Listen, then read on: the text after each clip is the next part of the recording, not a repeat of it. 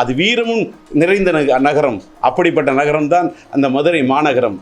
இன்னைக்கு வந்து என்ன பொறுத்த வரைக்கும் சொன்ன பட்ஜெட்டை விட சப்ஜெக்ட் தான் ஜெயிக்கும். பட்ஜெட் இத்தனை கோடிக்கு எடுத்தா அத்தனை கோடி இத்தனை கோடி அவ்வளோ கோடி செலவு பண்ணி தான் படம் எடுக்கும்னு சொன்னாலும் ஒரு தடவை ஏதாவது படமே எடுத்துக்க முடியாது. சப்ஜெக்ட் மஞ்சுமல் பாய்ஸ்னு ஒரு படம் தமிழ்நாட்டிலேருந்து கூட எடுக்கல, மலையாளத்துலேருந்து கேரளாவிலேருந்து வந்து எடுக்கிறாங்க. அதில் தமிழ் ஏன்னா அதில் சொன்ன விஷயம் ஒருதலை ராகம் படத்தில் யார் கதாநாயகி, யார் கதாநாயகன், யார் வில்லன், யார் காமெடி நடிகர், அது அந்த காலத்தில் நான் உதாரணத்துக்கு சொன்னது என்னுடைய இதை சொன்னது அந்த காலத்தில் மட்டும் இல்லை, இந்த காலத்தில் இல்லை, எந்த காலத்துலேயும் தயாரிப்பாளர் சின்ன படம் எடுக்கிறாங்க, சிறு முதலீட்டு தயாரிப்பாளர் சங்கம்னா இது பெரிய ஆட்கள் படம் எடுத்து அதுக்கு பிரம்மாண்டமான விழா கோடி கணக்கில் படத்துக்கு செலவு பண்ணுறாங்கன்னா கூட ப்ரமோஷனுக்கே அவ்வளோ செலவு பண்ண பணம் படைத்தவர்கள் செய்யலாம். ஆனால் இவர்கள் பணம் படைத்தவர்கள், மனம் படைத்தவர்கள்.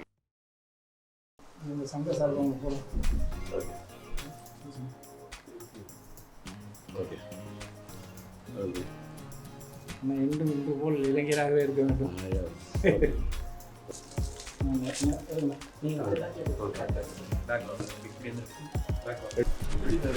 ஓகே, இறைவா இறைவா God is great. இறைவா. ஓகே. வணக்கம். அன்னை வேளாங்கண்ணி மாதா ஃபிலிம்ஸின் சார்பிலே தயாரிப்பாளராக, இயக்குனராக, படத்தின் கதையின் நாயகனாக நடித்து வினோத்குமார் அவர்கள் உருவாக்கி இருக்கக்கூடிய இந்த வீரநகரம் என்ற படத்தின் ஃபர்ஸ்ட் லுக்கு இன்றைக்கு இங்கே வெளியிட வேண்டும் என்று சிறு முதலீட்டு தயாரிப்பாளர் சங்கத்தினுடைய தலைவராக இருக்கக்கூடிய இனிய நண்பர் அன்புச்செல்வன் அவர்கள் ஒரு கோரிக்கை விடுத்திருந்தார். அதன் அடிப்படையில் வினோத்குமார் அவர்களுடைய இந்த தயாரிப்பை, அவருடைய இயக்கத்தில் உருவாகியிருக்கும் இந்த படைப்பை, இதனுடைய ஃபர்ஸ்ட் லுக்கு வீரநகரம் என்ற இதை நான் இப்பொழுது உங்கள் முன்னிலையில் இதை நான் திறந்து காட்டினேன் என்று சொன்னால், என்னுடைய திறந்து காட்டுவது என்பது என்னோட உள்ளத்தை இப்பொழுது நான் திறந்து காட்ட விரும்புகிறேன். என்னன்னா, வீரநகரன் எதுக்கு இந்த தலைப்பு வச்சிருக்கேன்? தலைநகரம் என்று சொன்னால் சென்னை, இந்தியாவுக்கு தலைநகரம் என்று சொன்னால் நம்முடைய டெல்லி, இந்தியாவின் தலைநகரம் சென்னை, டெல்லி, தமிழ்நாட்டின் தலைநகரம் சென்னை. இப்படி ஒவ்வொரு நகரத்துக்கும் ஒவ்வொரு மாநகரத்துக்கும் ஒரு இது இருக்கின்றது. இது வீரநகரம் என்றால் நான் மனதில் நினைத்தேன், நிச்சயமா இது மதுரை சப்ஜெக்டாக தான் இருக்கும். மதுரை மண்ணுக்குன்னு ஒரு வீரம். நான் வந்து ஒருதலை ராகம் படம் எடுத்ததுலேருந்து மதுரையை நான் விட்டதே கிடையாது. வாசமில்லா மலருது வசந்தத்தை தேடுது, வைகை இல்லா மதுரை இது மீனாட்சியை தேடுது என்று பாடியிருப்பேன். வைகை இல்லாமல் மதுரை இருக்காது. அப்படிப்பட்ட ஒரு மதுரை மாநகரம். மீனாட்சி இல்லாமல் மதுரை இல்லை, வைகை நதி இல்லாமல் மதுரை இல்லை. அப்படிப்பட்ட அந்த மதுரை மாநகரத்துக்கென்று, அந்த மண்ணுக்கென்று ஒரு வாசனை இருக்கின்றது. அதாவது அது ஒரு வீரநகரம் தான். வீரநகரம் மட்டுமல்ல, அது ஒரு விதத்தில் பார்த்தால் சொக்கநாதருடைய இதயத்தை மீனாட்சி தொட்டாலே அது ஒரு வீரநகரம் மட்டுமல்ல, சொக்கநாதருடைய இதயத்தை மீனாட்சி தொட்டால் என்று சொன்னால் அது ஒரு ஈரநகரம், காதல் நிறைந்த நகரம், அது வீரமும் நிறைந்த நகரம். அப்படிப்பட்ட நகரம் தான் அந்த மதுரை மாநகரம். அந்த மதுரை மாநகரத்திலே ஒரு சொல்லாத ஒரு விஷயத்தை, அதாவது ஒரு புதிய கோணத்தில் ஒரு விஷயத்தை சொல்கிறதுக்கு நான் முற்படுறேன்னு வினோத்குமார் சொன்னார். எல்லாரும் உடனே நினைக்கலாம், இன்னைக்கு வந்து என்ன பொறுத்த வரைக்கும் சொன்ன பட்ஜெட்டை விட சப்ஜெக்ட் தான் ஜெயிக்கும். பட்ஜெட் இத்தனை கோடிக்கு எடுத்தா அத்தனை கோடி இத்தனை கோடி அவ்வளோ கோடி செலவு பண்ணி தான் படம் எடுக்கும்னு சொன்னாலும் ஒரு தடவை எதாவது படமே எடுத்துக்க முடியாது. என்னோட சொந்த மண்ணான மயிலாடுதுறையில் என்னுடைய மறைந்துவிட்ட தயாரிப்பாளர் EM இப்ராஹிம் அவர்களோட உறுதுணையோட அன்னைக்கு ஒரு கல்லூரி வளாகத்தில் நடக்கக்கூடிய ஒரு காதல் கதை. நான் படித்த இடம் எனக்கு பிடிச்ச இடம், அது நான் படம் பிடிச்ச இடமும் அந்த மயிலாடுதுறையில் இந்த படத்தை எடுக்கிறேன்னு சொன்னால் அன்றைக்கி என்ன எவ்வளோ பெரிய பட்ஜெட் ஜெயிச்சுதா, சப்ஜெக்ட் ஜெயிச்சுதா? ஒரு வருஷ கணக்கில் அலங்கார் தேட்டரில் சென்னையில் ஓடிச்சு அந்த படம். நான் எதுக்காக சொல்ல, என்னுடைய இதுக்காக சொல்லல, நான் மட்டுமல்ல, சப்ஜெக்ட் மஞ்சுமல் பாய்ஸ்னு ஒரு படம் தமிழ்நாட்டிலேருந்து கூட எடுக்கல, மலையாளத்துலேருந்து கேரளாவிலேருந்து வந்து எடுக்கிறாங்க.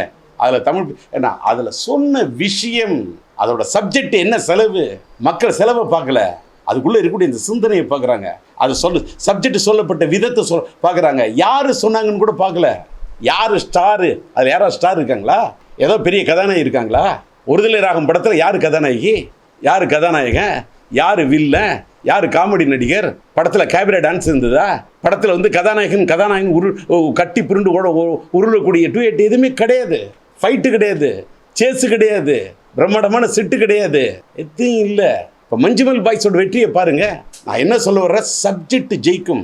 அது அந்த காலத்தில், நான் உதாரணத்துக்கு சொன்னது என்னுடைய இதை சொல்றது அந்த காலத்தில் மட்டும் இல்லை, இந்த காலத்தில் இல்லை, எந்த காலத்துலேயும் அதனால் ஒரு சின்ன தயாரிப்பாளர் சின்ன படம் எடுக்கிறாங்க, சிறு முதலீட்டு தயாரிப்பாளர் சங்கம்னா, இது பெரிய ஆட்கள் படம் எடுத்தால் அதுக்கு பிரம்மாண்டமான விழா, கோடிக்கணக்கில் படத்துக்கு செலவு பண்ணுறாங்கன்னா கூட ப்ரமோஷனுக்கே அவ்வளோ செலவு பண்ண பணம் படைத்தவர்கள் செய்யலாம்.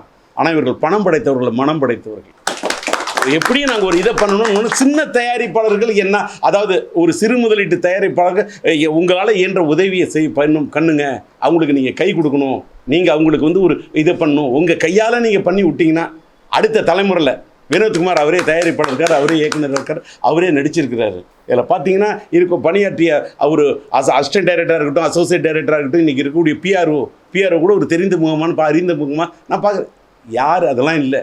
அதாவது சினிமா என்பது எல்லாமே வியாபாரம், சினிமா எல்லாமே அது ஒரு திறந்த வெளி, அது ஒரு திரைக்கடல் ஓடி திரவியம் தேடுனா சினிமா என்பது ஒரு திரைக்கடல். இங்கே வந்து கஷ்டப்பட்டு மூச்சடக்குனா தான் முத்தெடுக்க முடியும்.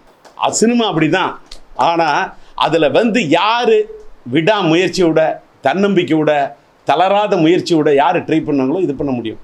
அந்த அடிப்படையில் தான் டைட்டிலே பாருங்கள், வீர நகரம் என்று வைத்திருக்கிறார்கள். இது சினிமாவில் வந்து நானும் படம் எடுத்து பார்க்குறேன், நின்று பார்க்குறேன், முயற்சி பண்ணி பார்க்குறேன் அப்படிங்கிறதுக்கே மூச்சு விடுறதுக்கு 300 தடவை யோசிக்கிறவங்க அந்த உலகத்தில் இருக்கான்.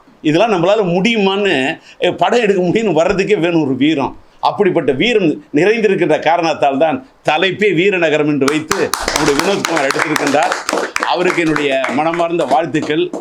நான் வந்து ஒரு சின்ன நான் வந்து இன்னைக்கு வந்து கடவுள் என்னை இன்னைக்கு அவங்களுக்கு நான் வந்து ஒரு சின்ன நான் வந்து அவர்களுக்கு என்னால் முடிஞ்சது இந்த மீடியாவுக்கு அவர்களுக்கு வீரநகரம் ஒரு படம் எடுத்திருக்காங்க, அதோட ஃபர்ஸ்ட் லுக்குங்க, இந்த போஸ்டர் நான் இது பண்ணுறேன் அப்படின்னு சொல்லக்குள்ள நீங்கள் மீடியா வளர்ந்து வரக்கூடியவர்களை, சின்ன தயாரிப்பாளர்களை, புதிய இயக்குநர்களை, புதிய படைப்புகளை நீங்கள் தான் என்னதான் இருந்தாலும் பூக்களில் வாசம் இருந்தாலும் அதை வெளியில் கொண்டு சேர்க்கக்கூடியது தென்றல் தான். தென்றல் வீசாட்டா பூவோட வாசமே வெளியில் தெரியாது. அதே மாதிரி என்ன படம் எடுக்கிறோம், என்னென்ன படைப்பு இருக்குங்கிறத அதை வெளியில் கொண்டு போய் சேர்க்கக்கூடியது மீடியா தான். அதனால் இந்த மீடியாவிடம், ஊடகத்திடம், உங்களிடத்தில் இதை நான் சேர்த்து விட்டேன். இதை நீங்கள் இன்னும் சேர்க்க வேண்டும், இந்த பூவுக்கு வாசத்தை நீங்கள் வெளியே வீச வேண்டும் என்று கேட்டு விடைபெறுகிறேன். நன்றி, வணக்கம். உண்மை, நீ சினிமாவுக்கு வயசு இல்லை, அரசியலுக்கு வயசு இல்லை, அதுக்கு வயசு இல்லை, ஸ்கூல் படிப்பு வயசு இல்லை, படிப்புக்கு வயசு இல்லை, காதலுக்கும் வயசு இல்லை. சொல்லுங்க.